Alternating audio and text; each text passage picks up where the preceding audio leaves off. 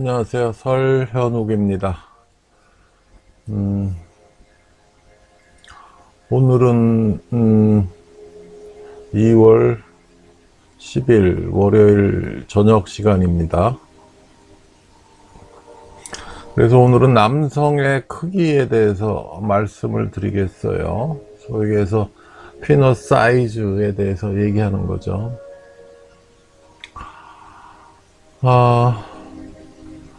성백배 즐기기는 끝났고, 지금 월, 수, 금, 오후 5시 정도로 해가지고, 일주일에 한 3개 정도 유튜브 방송을 계속 하려고 해요. 일단은, 2개는 성리학 이쪽 하던 얘기를 계속 하고, 하나 정도는 그 인간의 심리라든지 정신 쪽에 대해서 이제 얘기를 일단은 좀 해볼까 해요. 그리고 제가 첫 시간에 말씀드린 그 원허 여담집 그 여러 가지 얘기, 뭐 우주라든지 뭐 생명이라든지 뇌라든지 정신이라든지 기타 뭐 하다못해 뭐 외계인 얘기까지 이거를 중간중간에 그 여기에 이제 그 삽입을 하려고 해요. 성향만 얘기하는 게 너무 좀 지겨운 감이 있어서 그렇게 하려고 합니다. 그 다음에 지금 오늘이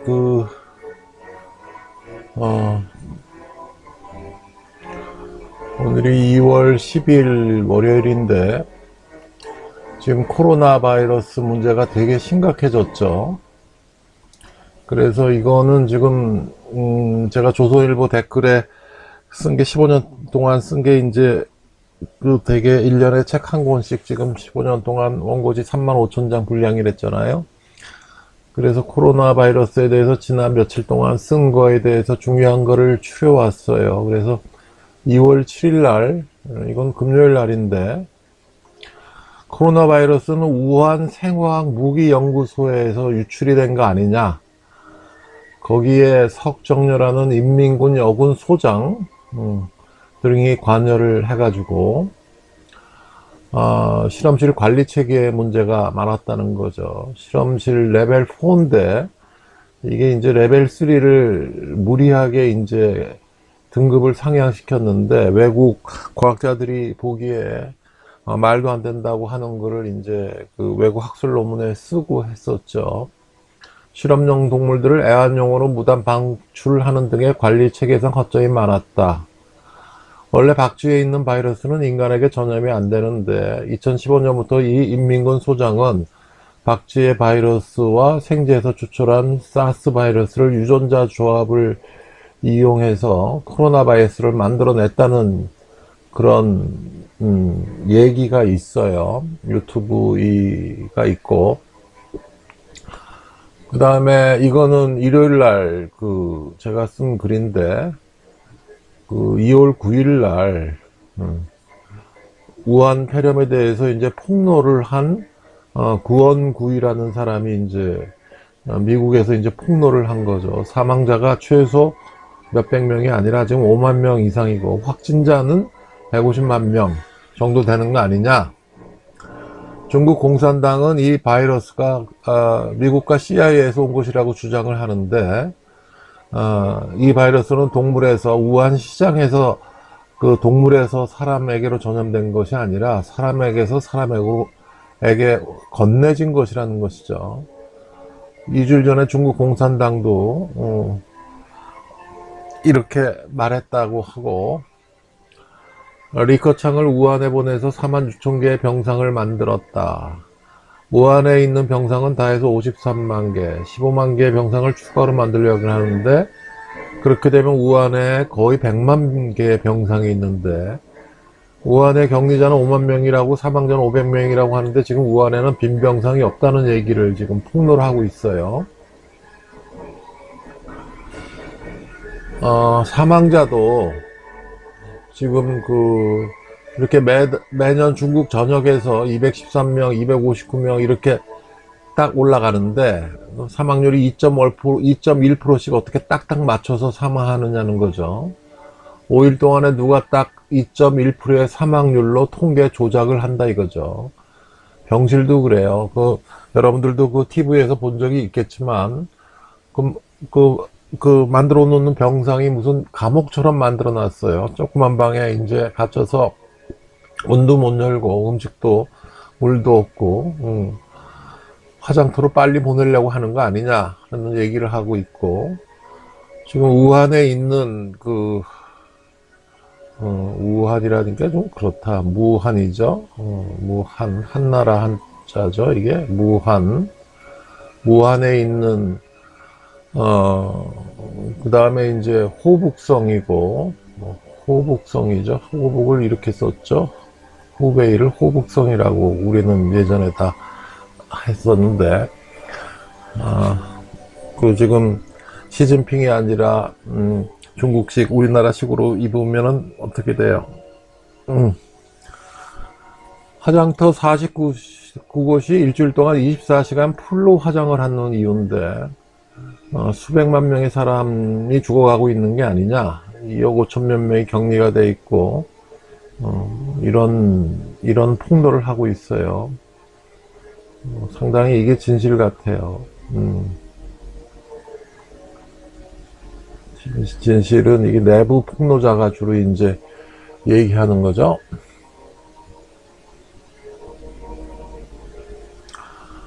그 다음에, 이 슬라이드는 몇 번을 계속 나왔는데, 요거는 인간 뇌의 현미경 사진이죠. 인간 뇌의 현미경 사진이고, 이거는 우주의 전체 마크로스픽한 사진이에요. 굉장히 비슷하다는 거 얘기를 하는 거고, 인간 뇌에는 10의 11승계의 뉴런이 있다 그랬죠. 뉴런. 신경세포가 있고, 10의 15승계의 이제 시냅스 연결 부위가 있어요. 그 다음에 우주에는 10의 11승계의 항성이, 은하가 있고, 각 은하에는 10의 11승계의 항성이 있다 그랬죠. 스타가. 그래서 10의 22승계가 되고, 그 다음에, 우주가 지금 예전에는 137억 년 정도의 크기를 가진다고 했는데, 이게 얼마 전부터 한 7, 8년 전인 것 같은데, 138억 년이라고 정확하게 다시들 계산을 했죠. 이거는 관측이 가능한 우주 크기고, 실제 크기는 1000억 년 정도가 되지 않을까라고 지금 현대 물리학은 얘기를 해요. 여러분들 1000억이 뭐예요? 10의 11승이죠? 또 하나 더. 인간 뇌를 3차원적으로만 생각하는데 11차원으로 생각을 하면 뇌의 신비가 밝혀지지 않을까 하는 얘기도 해요. 지금 다중 우주론 주장하는 사람들은 이거를 전부 지금 11차원으로 생각을 하죠. 여기도 10의 11승이라는 게 나오죠. 좀 개념은 다르지만 뭐 그렇다는 얘기예요. 그 다음에 아마 전번 시간에 빛의 속도, 이걸 위로 올리려면 마우스를 또 여기까지 끌어올려서 써야 되네. 빛의 속도는 왜 불변인가? 왜 불변인가에 대해서, 왜 항상 일정한가에 대해서 생각해 보라 그랬죠? 이게 맥스웰 방정식부터 나왔어요. 맥스웰 방정식이라고, 이게 되게 유명한 물리학자 있죠. 포항공대 가면은 유명한 과학자들이 있는데, 맥스웰 동상이 딱 있어요. 이 정도로 중요한 사람이에요. 뉴턴, 맥스웰, 그 다음에 아인슈타인 이런 식으로 연결이 되는데 이 양반이 아마 그 19세기 중엽 1860년경 60 몇 년이든가 뭐 한 65년경 30대 초반에 이 방정식 4개를 썼어요. 1, 2, 3, 4. 이게 맥스웰 방정식이 제가 그 의과대 학생들 중에 이제 의과대 학생들 중에 이제 되게 이제 생물학과가 많고 생명공학 한 친구들이 많고 물리나 뭐 화학 한 친구들도 많아요. 그래서 화학 한 애들 서울대나 카이스트에서 뭐 화학 전공한 애들 의과대학에 들어오면은 그걸 물어봐요. 화학 주기율표에 대해서 설명을 해보라 그러면은 이 친구들 참 잘 못해. 물리 전공한 사람이나 병원에 오는 전자공학, 서울대 전자공학과 이런 친구들이 꽤 많은데 왜 이렇게 전자공학 하는 친구들이 성기능장애가 많은지 모르겠는데 이게 맥스웰 방정식을 어디까지 배웠느냐라고 물어봐요. 나 이거 잘 모르겠어요. 아무리 들여다봐도 이게 기본적으로 벡터에 대해서 공부를 해야 되고 벡터 미적분에 대해서 공부를 해야지 이게 풀리는 문제인데 맥스웰 방정식을 유도를 해보라 그래요. 끝까지. 그럼 거의 잘 못하더라고. 배우긴 배웠는데 끝까지 안 했어요. 되게 이런 대답이에요. 근데 하여간 이 맥스웰 방정식에서 이제 광속이 절대적이라는 거가 아인슈타인이 그런 식으로 이제 해석을 하는 거죠. 그리고 이건 하나의 상수다. 변하는 거는 변수는 변하는 거는 시간이라는 거죠. 타임은 변하지만 빛의 속도는 변하지 않는다. 그럼 빛의 속도가 어디서 정말 변하지 않는 거냐? 아마 지금 1000억 년 이 우리가 살고 있는 우주 시스템에서는 이게 절대적인 수라고 생각을 하죠. 이런 절대적인 수가 또 뭐가 있어요? 절대적인 수가 저는 당장 생각이 나는 게 영혼이 있어요. 영혼이 있다고 주장을 하고 저도 그렇게 생각을 하고 이게 수명이 10의 35승이라고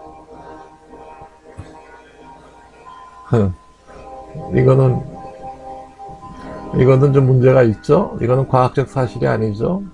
영혼이 아니라 원자예요. 원자가 우주 전체에 있는 원자의 수가 10의 80에서 82승이라고 그랬죠. 이거를 코크로 하면은 10의 84승에서 85승 정도 되고 이 원자의 수명이 10의 35승 이상 영원하다는 거예요. 이거는 빛의 속도만큼 불변이죠. 10의 35승이면 뭐 거의 무한이죠. 그 다음에 또 우리가 현재 쓰고 있는 체제에서 플랑크 상수라고 있죠. 플랑크 상수 그리고 이제 플랑크 상수에서 나오는 플랑크 단위계 이런 거는 예를 들어서 플랑크 길이라는 거가 이제 그것도 절대적인 거죠. 그리고 10의 마이너스 43초라는 플랑크 시간도 거의 절대적인 거죠. 그게 초나 미터가 이제 기준에 따라서 달라질 수는 있지만 절대적인 가치는 똑같다는 거죠. 그 다음에 발기부전 작아진 퀴즈는 한 번씩 해보세요. 요 전번 한 일주일 전 슬라이드에 있을 거예요. 그 다음에 힉스 보존, 빛은 힉스 보존 입자라는 거죠. 빛이라는 거와 빛이 아닌 거 두 가지로 세상 만물은 구별할 수가 있고 이 얘기를 했었고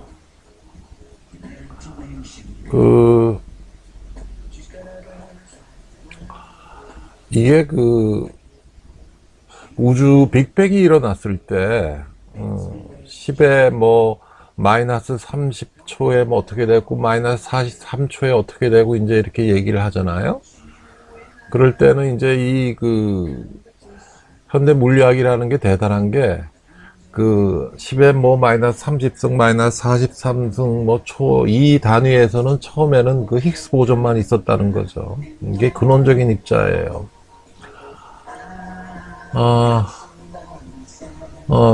제가 원자의 놀라운 영속성에 대해서 썼네. 영원이 아니라. 영원은 얼마나 지속하는 것 같아요. 이것도 굉장히 오래 지속하는 걸로 지금 저는 생각을 하고 있는데, 원자는 10의 35승 이상 실질적으로 영원히 존재해요. 우리 한 인간의 몸에 원자 수는 몇 개? 원자 수는 아시는 분? 10의 27승계 정도. 어마어마한 숫자예요. 10의 27개면은 전 우주에 존재하는 별의 수보다 10만 배가 더 많은 거죠. 그 정도로 엄청난 숫자예요. 그리고 당신 몸속의 원자들은 이미 몇 개의 별을 거쳐서 와서 수백만에 이르는 생물들의 일부가 되어 있고 엄청난 수의 원자로 우리 몸을 구성이 된다. 죽고 나면 모두 재활용이 된다 그러죠. 부처나 징기스칸, 베토벤으로부터 물려받은 것들도 각각 수십억 개씩은 될 거다. 10의 9승은 될 거다라고 얘기를 하고 있죠. 원자 하나와 1mm의 비율은 1mm의 비율은 종이 한 장 두께와 엠파이어 스테이트 빌딩 저트의 높이 정도의 차이가 난다는 거죠. 그 다음에 의과대학 문제를 빙자한 문제, 6번째 문제. 빛이란 무엇이냐가 5번째 문제였죠. 6번째는 잠은 왜 자고, 꿈은 왜 꾸나.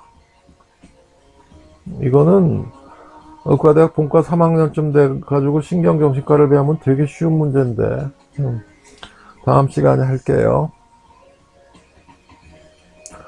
그 다음에 폴 틸리에 대해서 얘기하면서 성도착증 문제에 대해서 얘기를 했죠.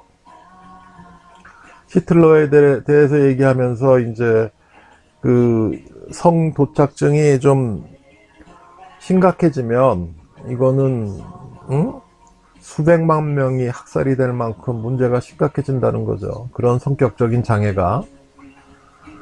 그 다음에 성역과잉증을 말씀을 드리면서 그게 꼭 무슨 카사노바 증후군처럼 여자 계속 정복해 나가는 것뿐만이 아니라 사춘기 시절에 강박적으로 자위에 몰두하거나 그 다음에 일정 시간 동안 그 성적 탐닉을 하는 것도 하나의 성역과잉증이라는 거죠. 그리고 이거의 성역과잉증은 대부분이 불안이나 우울의 한 증상으로 나타나는 거라 이거죠. 불안이나 우울의 한 증상으로 나타나는 게 섹슈얼 리비도로 표현된다는 거죠. 그 다음에 오늘의 메인 게임, 행복은 크기 순이 아니다.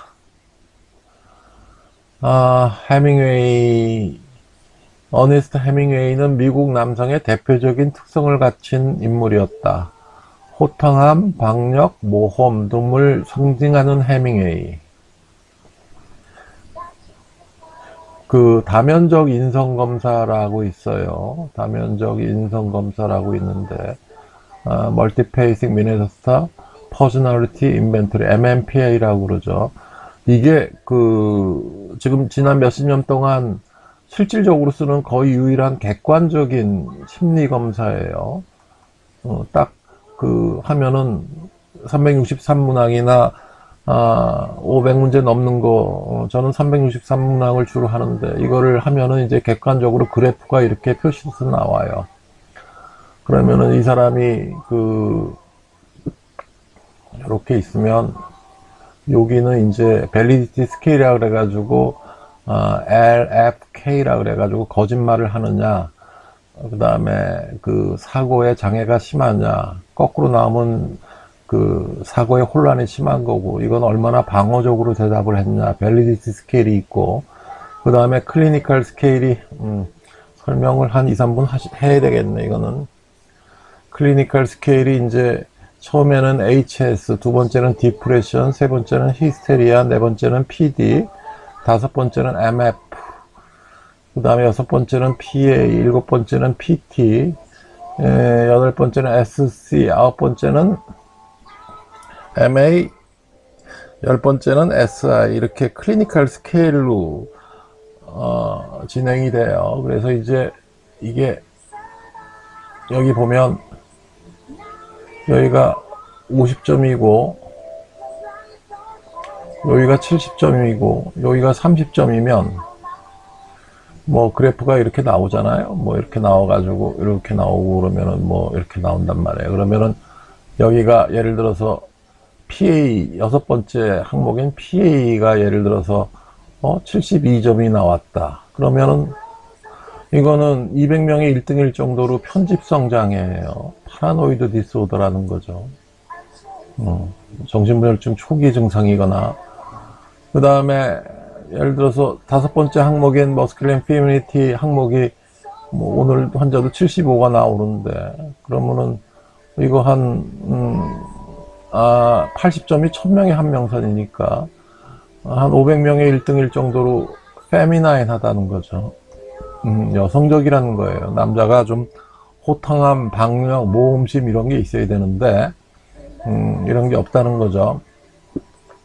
제가 예전에 이걸 그 다면적 인성검사를 가지고 그때 경찰병원에 있을 때 경찰청에 있었으니까 이걸 가지고 그 컴퓨터로 그 컴퓨터라이즈 MMPI 해석이라고 있어요. 그래가지고 딱 그 이걸 해가지고 이 사람 그 스크리닝으로 그 운전 면허 받을 때 그 신체 검사하는 거 있잖아요. 거기 이걸 하려다가 뭐 거의 뭐 나중에 군대에서 이제 많이 이제 활용을 하죠. 신검 때. 뭐 하여간 똥똥한 얘기하네. 하여간 해밍웨이는 뭐 미국의 대표적인 그 남자라고 하는 그런 거고, 그 다음에 젊었을 때는 성욕이 너무 강해서 하루에 3번 이상 관계를 가지고 됐고 고민을 많이 했다는 거죠. 이런 그의 카우보이식 남성관에 따르면 남성은 남녀관계에서 여성을 지배해야 되고 정복해야 되고 한다는 것이었는데, 그의 은경 길이는 새끼손가락의 3분의 2에도 못 미칠 정도로 짧았다고 해요. 4번 결혼을 했고 62살에는 심한 우울증으로 메이오 클리닉에서 전기치료를 했다고 했는데, 이게 62세, 해밍웨이 62세면 몇 살쯤인지 잘 모르겠는데, 전기치료라는 게 EST, Elective Shock Therapy, Elective Convulsive Therapy라고도 하는데, 이게 대단한 게 우울증이 있잖아요. 자살 기도를 하잖아요. 전기치료를 한 번이나 두 번 해요. 일주일에 이틀에 한 번씩. 두 번만 해도 웃고 일어나요. 드라마틱하게 좋아지는 거가 전기치료예요. 이게 1950년대 초까지는 인슐린을 써가지고 코마를 일으켜가지고 이런 효과를 일으켰는데, 그 다음에 이게 1970년, 80년 지나가면서는 Modified EST를 해요. 그래서 이걸 하면은 경련을 일으키는데, 요거는 그 수술방 들어가기 전에 회복실에서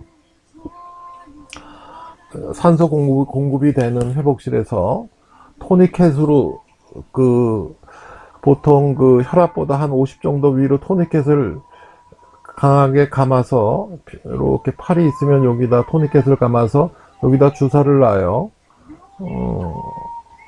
석시닐콜린을 놔요. 석시닐콜린 근육 이완제를 놓고, 그러면은 이게 여기다 커프를 강하게 감아놨기 때문에 피가 일로 안 통하죠. 그러면 팔에는 지금 근육 이완제가 해당이 되는 거예요. 그럼 머리에다가 지금 전기 그 충격기를 갖다 대고 스위치를 눌러요. 그러면은 팔만 이렇게 움직이죠. 팔만 경련하는 것처럼 부르르 움직였다가 다시 떨어져요. 그럼 끝. 이거를 제가 경찰병원 신경정신과 과정 하면서는 이거를 일주일에 3번씩 그냥 몇 명씩 이렇게 쭉 했는데 드라마틱하게 좋아져요.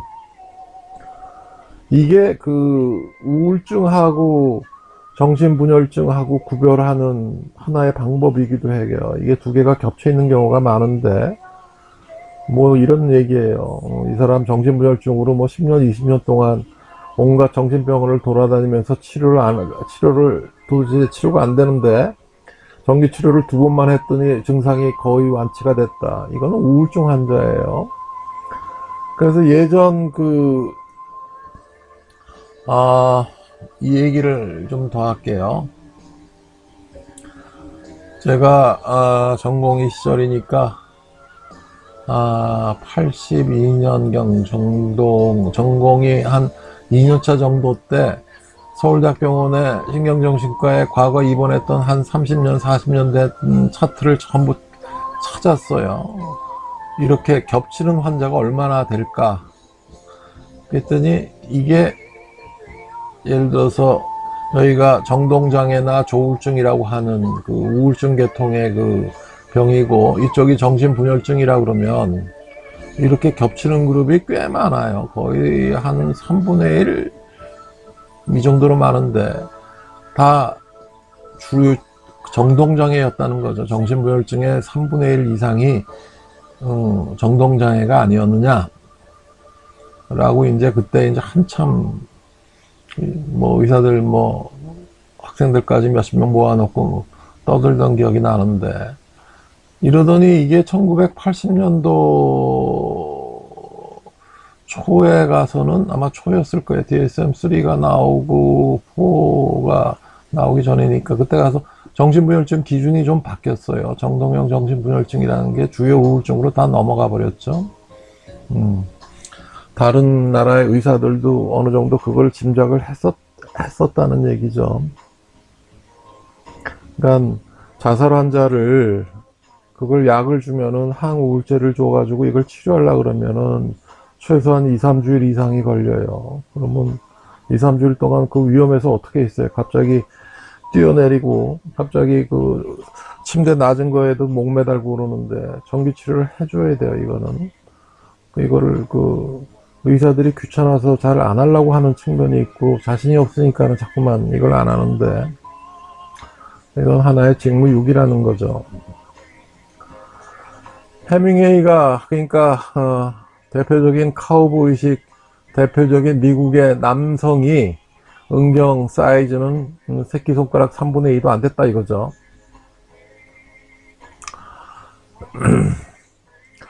그 다음에 지난 25년 동안 이게 환자를 쭉 보면 발기부전 조루 주로 이제 환자를 오다가 보면 예전에는 그 은경이 이렇게 있으면 여기다가 이제 링을 이렇게 감아놓은 링을 수술해 가지고 붙여놓은 환자들이 꽤 많았어요. 이게 이제 조루에 신경을 좀 링을 이제 이렇게 수술해서 붙여놓으면 감각이 둔해지지 않느냐 하는 참 바보 같은 짓거리를 예전에 의사들은 했었고 그 다음에는 얼마 전까지만 해도 신경절단 수술을 그렇게 많이 했죠. 제가 그랬잖아. 이거 지금 앞에 그 유튜브 방송 앞부분을 좀 보면은 신경절단 수술 여기에 대해서 조류에 대해서 이거를 얘기를 쭉 했었죠. 그래서 이게 2007년인가 2008년 MBC 2580에서 이제 특집적으로 이제 취재를 해서 결국은 우리나라에서는 2012년도인가 11년도인가 대법원 판결로 이게 그 위법한 수술이 됐어요. 이거를 갖다가 이제 수술한 거를 손해배상을 청구하면 이걸 의사가 물어줘야 돼요. 한 3천만 원. 요새는 얼마나 물어주는지 모르겠지만 이거 이렇게 하는 수술이 이게 의학적 근거가 전혀 없다는 거죠. 그 뭐 요새는 이거 아직도 일부 뭐 어쩌고 신경을 풀었다 놨다 한다면서 좀 비슷한 수술을 하면서 뭐 엉뚱한 주장을 하는 의사들도 있긴 있는데, 뭐 하여간 예전보다 많이 줄었죠. 하여간 기본적인 전제는 뭐냐면, 조루라는 건 귀두의 신경이 예민해서 생기는 병이 아니라는 거예요. 조루라는 건 대뇌 피질에 세로토닌 수용체에 문제가 있는 거지, 귀두 신경이 예민해서 생기는 게 아니라는 거죠. 그 다음에 이게 개원 비뇨기과에, 잠깐만 시끄럽다 음악이, 그죠? 마이클 볼턴인가 이 친구? 응, 시끄러워. 그 다음에 이게 그 개원 비뇨기과의 그 수입의 거의 30-40% 이상을 차지할 정도로 중요 수입원이었어요. 이거를 못하게 되니까 비뇨기과 의사들이 이제, 요새는 비뇨기과 지원이 굉장히 없죠. 그 다음 많이 한 수술이 은경 확대 수술이에요. 은경 확대 수술, 굵기 확대 수술인데, 이게 이제 길이는 현수인데 절제술이라 그래가지고, 이렇게 있으면, 은경이 이렇게 나와 있으면, 여기를 이제 치골이랑 연결되는 인대를 이렇게 끊어요. 칼로 끊어서, 그 몸 안에, 은경이 그 한 반 정도는 몸 안에도 있잖아요. 이걸 좀 끄집어내는데, 이거 해놓으면 어떻게 돼요, 나중에? 응? 발기가, 제가 히틀러 인사할 때, 하일 히틀러 해가지고, 135도 정도로 경내가 그랬다 그랬죠?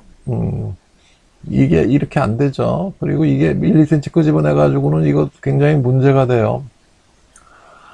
그 다음에는 이제 그, 은경을 이렇게 있으면, 여기다 이제 감아요.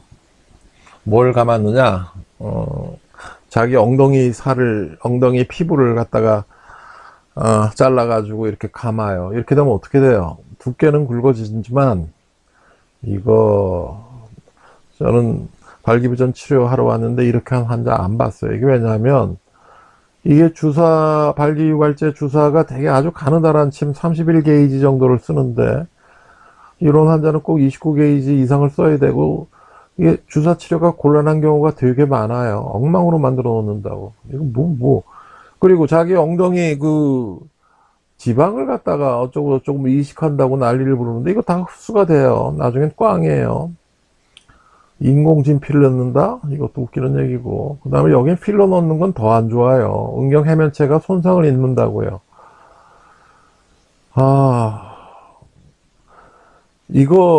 이런 식의 방법이, 제가 그러잖아. 미국 그 비뇨기과 의사 쪽은 이걸 되게 혐오스러운 반응을 보여요. 예전에도,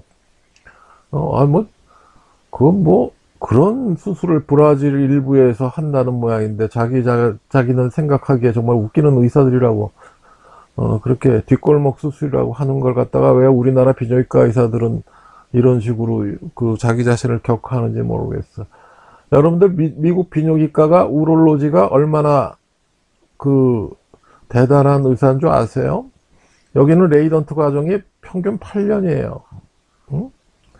내과가 미국 한 2년에서 3년, 가정의학과가 2년, 1년 뭐 이 정도인데 보통 한 4년 정도인데 비뇨기과는 8년 동안 트레이닝을 받아야 전문의를 할 정도로 대단한 그 대접을 받는 비뇨기과 의사예요. 왜냐하면 그 미국 1위의 암이 그 전립선 암이죠. 전립선 암, 응? 여자는 유방암이죠. 우리나라는 이게 전부 위암으로 되어 있는데 점차 이제 이쪽으로 가는데, 전립선 암 수술하고 이게 굉장히 중요한 기간이고 굉장히 그 델리케이트한 수술이기 때문에 우롤로지 의사들이 그렇게 대접을 받는데 왜 이런, 그 다음에 은경에 칼을 대야 할 경우에는 포경수술하고 보형물 삽입수술 두 뿐이라고 제가 써놨는데, 그리고 요새 친구들은 왜 포경수술 안 하는 친구들이 이렇게 많아요. 제가 동아일보에 예전에 포경 수술에 대해서 이거 잘못하고 있다고 쓴 거는 뭐냐면, 신생아들 그 유태인들 신생아 낳아가지고 싹둑싹둑 예전에는 다 포경 수술을 했어요. 근데 이게 걔네들이 응애 울기만 할 뿐이고 말을 못해서 그렇지 무진장 아프다고요. 무진장 아프고 폭용 수술 하는 거는 적극적으로 찬성을 하는데, 대신 그 귀두하고 그 포피가 자연스럽게 분리되는 사춘기 이전, 사춘기 이후에 하라고 제가 권장을 한 거예요. 근데 요새 친구들은 폭용 수술을 뭐 어쩌고저쩌고, 누가 이렇게 인터넷에서 이렇게 뭐 이거 반대하는 친구들이 있는지 모르겠어. 이거를 가급적 하세요. 그래야 첫 번째 뭐는 위생적으로 깨끗하고, 둘째는 가뜩이나 우리나라 남성 친구들 그 사이즈가 작은데 포피까지 덮여 있으면 더 작아 보여요. 함몰돼 보인다고. 웬만하면 하세요. 그리고 보형물 삽입이죠. 삽입 수술은 그 발기부전에 그 주사 치료 가지고도 안 되는 환자가 100명 있으면 한 서너 명이 있는데, 그 환자들은 이 삽입 수술을 해줘야 돼요. 이게 그 우리나라 유명한 돌아가신 그 제1의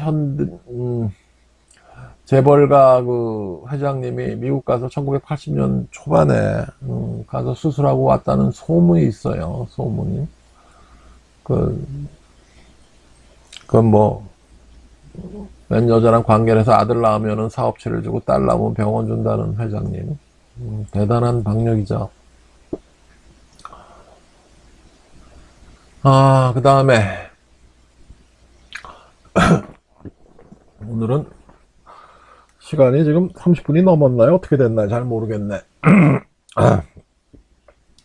다음 미국 남성의 평균 길이가 평상시에는 9.5cm, 발기된 평균 15cm라고 그러는데, 이거 평균 15cm라는 거 나 잘 안 믿어요. 그 뉴욕에 있을 때는 온갖 인종의 발기된 음경을 보는 거죠. 발기된 음경, 이렉티드 피너스를 보는 거예요. 이렉티드 피너스. 남자들끼리 이거 보기가 굉장히 힘들죠. 목욕탕에서 보는 건 축 늘어진 발기된 음경이고, 그 전번에 그 노출증 환자, 보요리즘 환자에 대해서 얘기를 할 때, 이게 바버리를 젖혀가지고 발기된 음경을 보이면 여자들이 그나마 흥미를 가지고 좋아한대. 근데 축 늘어진 거를 하면은 되게 경멸을 한다 그러더라고. 농담이에요. 그 다음에 대개 보면은 스웨덴 쪽 친구들이 제일 크고 길어요. 제가 보니까. 그 다음에 남미 쪽도 적고, 흑인들도 되게 뭐 그렇게 크지 않던데, 스웨덴, 덴마크, 스웨덴, 뭐 노르웨이 이쪽이, 독일 이쪽들이 애들이 우람하더라고. 그 다음 제일 적은 게 이제 동양계죠. 우리나라, 일본, 중국어들이 적어요. 그래서 우리나라 남성들이 평균적으로 비뇨기과에서 알려진 사람은 12.5cm라 그랬는데, 제가 일일이 다 재보고 평균을 내보니까 11.5cm 밖에 안 돼. 그래서 제가 뭐라고 썼냐면, 그때 글을 숨어있는 1cm를 찾았다라고 썼어. 그거 아마 숨어있는 1인치 화면, TV 화면 광고였는데, 숨어있는 1cm를 찾았어. 이거 굉장히 중요해요. 여러분들 자기 발기된 음경 사이즈를 쟀는데 12.0cm. 이렇게 있으면, 음경이 이렇게 발기가 되면 여기서부터 여기까지, 끝까지 재는 거예요. 여기서부터 여기까지. 위에서. 이거 자기 평균이 11.5cm면 12.cm면 자기가 남들보다 크잖아. 그지? 요 그룹에 속해 있는 그룹이 되게 많던데. 그 다음에 둘레가 10.5cm 정도 돼요. 몰라요. 저 혼자 쭉 한 거니까. 근데 뭐 혼자 해도 뭐 제가 그랬잖아. 예전에 발기유발제 PG-유한을, 그 발기유발제 쓰는 트라이맥스든 PG-유한을 저 혼자 85%를 1990년대 후반에는 저 혼자 썼다고 할 정도로 환자들이 몰렸으니까. 그 다음에 음경이 작을수록 발기 때 늘어나는 비율은 커지고, 발기하게 되면 비슷하게 된다는 얘기가 있고, 그 다음에 중요한 게 위에서 쳐다보면 각도가 실제보다 작아 보이는 경우가 많아요. 그 다음에 더 중요한 건 이거죠. 7kg 줄 때마다 음경 길이는 1cm 늘어난다. 예를 들어서 150kg의 수모 선수가 있다 그래봐요. 그럼 이 사람은 80kg일 때보다 음경 사이즈가 80kg일 때 11cm였다 그러면 150kg가 되면 얼마가 돼요? 어? 1cm 밖에 안 되죠? 7cm, 1cm가 줄어났으니까.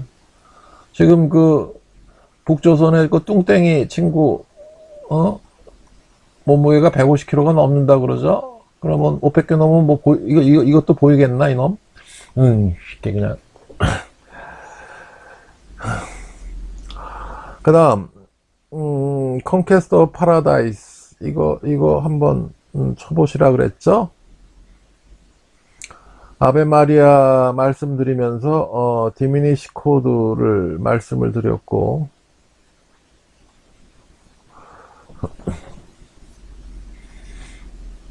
포인터가 어디 갔어? 여기 있네.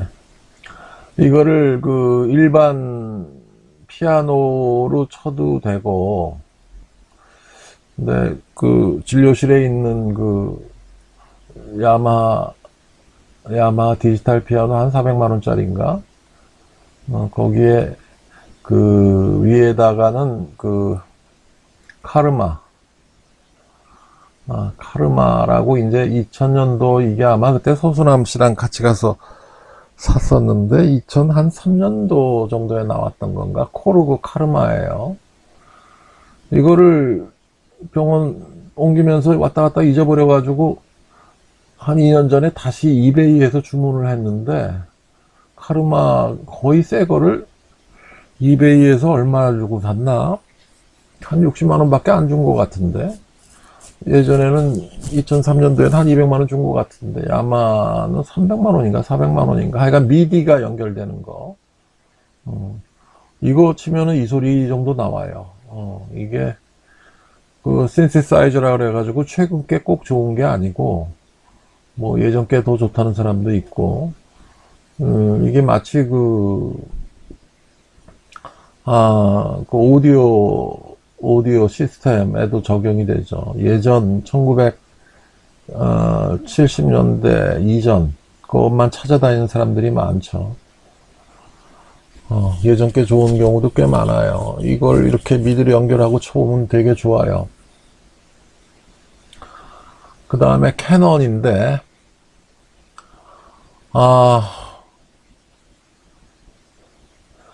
이거를 저는 그 직원들 이쁘장한 직원들이 꽤 많은데 뭐 영화배우부터 뭐 미스코리아 출신 뭐 모델 출신들이 요새는 조금 바뀌어서 서울대 철학과 대학원처럼 그걸 어떤 친구는 오전 오후 근무하고 어떤 친구는 오전에만 근무하고 이런 식으로 해가지고 하루에 3명 정도씩 근무하면은 꽤 있는데 이런 친구들 가끔 그 피아노 재즈 피아노 가르쳐 달라고 그럴 때 이거부터 가르쳐 줘요. 이거부터 캐논부터.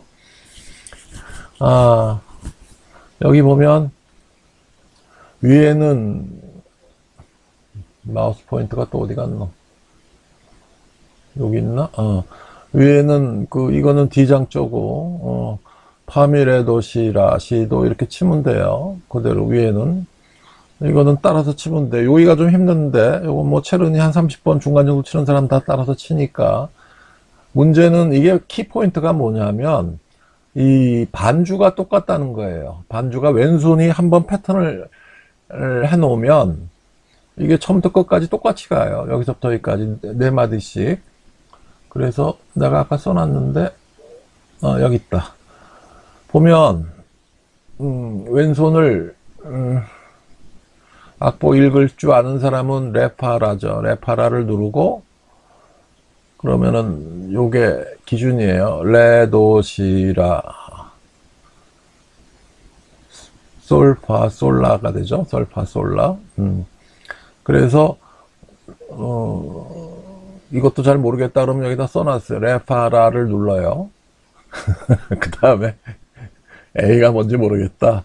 도미라를 눌러요. 도는 샤프가 붙어 있어요. 도하고 파는.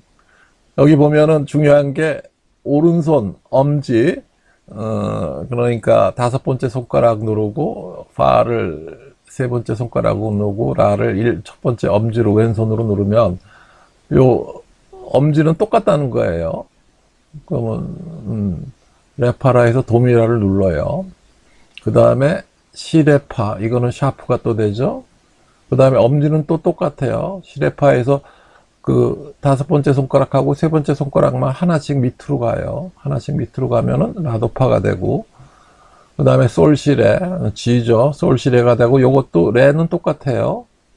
레는 똑같고, 다섯 번째 손가락, 세 번째 손가락이 하나씩만 밑으로 내려가요. 솔시레에서 파라레, 파는 샤프가 되고, 그 다음에 다시 솔시레로 갔다가 라도미는 그냥 엄지손가락도 같이 움직이고, 이게 처음부터 끝까지 똑같이 가요. 쉽죠?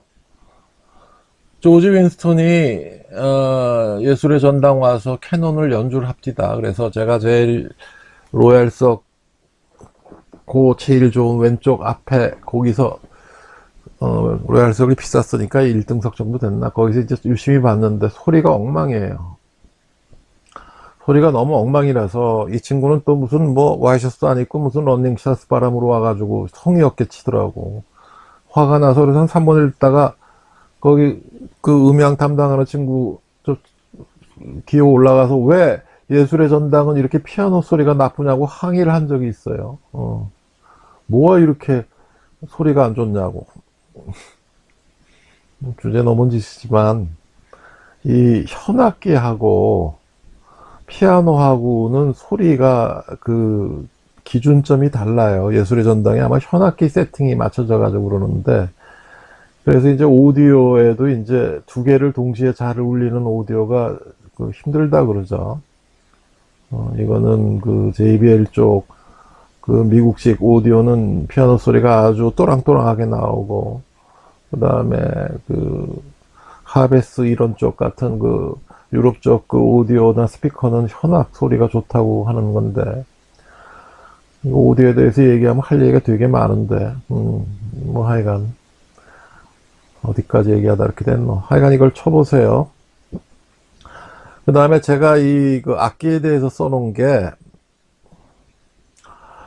이 색소폰, 드럼, 바이올린, 재즈 피아노 중에서 하나를 선택을 하세요. 여러분들 그 초등학교 때 무슨 뭐 악기 선택하라 그러면은 뭐 리코더나 선택하고 뭐 피리 비슷한 거나 선택하고 이런 거 아니에요. 미국에 있을 때 보니까 그 둘째 딸이 그때 초등학교 2학년 정도 있고, 큰 딸이 중학교 1, 2학년 수준이었고, 막내 아들 녀석이 3살이었나 그랬는데, 그 둘째 딸 보니까는 악기를 무조건 하나 선택을 하라 그러대. 그래서 애가 이제 바이올린을 그때 선택을 했는데, 리코더 같은 건 안 되고, 색소폰이 제일 그럴 듯은 해요. 재미있기는 드럼이 제일 재미있고, 바이올린도 이거 재즈로 치면 되게 재미있어요. 재즈 피아노도 그렇고. 어느 게 제일 쉽냐? 드럼이 제일 쉬운 것 같아. 바이올린도 재즈식으로 치면은 이거 2, 3개월만 배워도, 물론 재즈 피아노를 알아야 이걸 재즈식으로 칠 수 있는데, 재즈 피아노도 치면은 이거 재미있고, 색소폰도 어떻게 보면은 이게 굉장히 쉬워요. 3개월에서 6개월만 배워도 지금 요새 무슨 그 한나라당 아니지 그 뭐야 지금 야당 대표하는 그 경기 72에 그 친구 그 색소폰 부는 그 테너 색소폰 부는 거보다는 훨씬 잘 불러요. 황교안 생각이 안 나. 미안해요. 2년 후배라서. 고등학교 2년 후배면은 굉장히 우리가 이제 말을 함부로 하는 습관들이 있어가지고. 색소폰이 그 데니정 한때 배우면서 제가 굉장히 깨달은 게 있는데, 첫 번째 이제 악기가 중요하다 그러죠. 그래서 이 친구는 셀머 그 14만 대였나? 어디서 그 14만 대 그거를 가지고 이제 그 엘터하고 소프라노를 그걸 14만 대를 어떻게 잘 구해가지고 좋은 걸 구해가지고 그걸 썼고, 테너는 없다고 제 걸 자주 빌려 썼는데 내 테너 색소폰은 지금 사촌이 어디 가지고 그걸 사촌이라 그러나 여동생의 그 친구 색소폰 전공을 했는데 연대 가서 내가 악기가 중요한데 또 악기가 중요한 것만은 아니에요. 그거 내가 뭐라 그러니까 자기가 그 100만 원짜리 색소폰 엉터리 색소폰을 갖다 놓고 아주 그럴듯하게 부르더라고. 이게 악기가 중요한 게 아니라 자기 그 뭐라 그러나 마우스 그 힘이 중요하대. 그래서 이제 비법을 이제 제가 그랬잖아요. 그게 돈 주고 2, 3개월마다 다니면서 비법 한 10개씩을 배웠다 그러는데 뭐 그런 거예요. 마우스피스가 있으면 여기 리드가 있으면 마우스피스에 자기 껌을 씹어가지고 여기다 딱 붙여놔요. 그럼 소리가 되게 초랑초랑해져요. 뭐 이런 식. 여러분들 처음 듣는 얘기죠? 근데 색소폰도 이거 제대로 배우면 되게 재미있는데 하여간 악기 하나가 제가 놀랬던 게 이 바이올린도 이게 대단해요. 바이올린이 이게 아인슈타인이 평생 바이올린을 옆에 끼고 살았다 그러는데 저는 바이올린이라고 안 쓰고 바이올린이라고 쓰는데 V자니까 바이올린도 이거 이베이에서 예를 들어서 1820년대 바이올린을 갖다가 한 100만 원대에 살 수가 있어요. 100만 원에 살 수가 있어요. 운송비 포함 좋은 거. 이게 우리나라에 오면 1000만 원, 2000만 원 하죠. 그때 제 열 몇 개를 사놨었는데, 바이올린. 뭐, 한 100만 원대 열 몇 개를 사놔서 병원에 진열해 놓고 있었는데, 하나하나 누구 주고, 마지막은 저 검찰총장 전번에 하던 친구가 하나, 뭐, 내가 선물 하나 줬는데, 야마하, 거의 새 거, 바이올린을 한 6, 70이면 이베이에서 사요. 뭐, 이렇다는 얘기예요. 와우, 오늘은 쓸데없는 얘기한다고 시간이 많이 갔네요. 여러분들 수고하셨어요. 다음번에는 뭘 하나, 다음번에 뭐 적당한 거 할게요. 그다음에 이거를 어떻게 끄더라. 발표자 보기를 해서 이걸 X를 누르면 되는구나.